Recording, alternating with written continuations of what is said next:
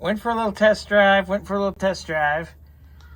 Come back, and it's just dripping out of the rear freeze plug. Just a little out of the one next to the starter. So, got it. Starter pulled. Just gonna tap of that. Double check everything. Checking up here. We're dry up here. Dry there. Another three on the other side are dry. So I'm just gonna give that a little tap. All right, crawled around, did a little peening. Got things seated. That's the thing with that kind of plug is they never want to stay put. Ever.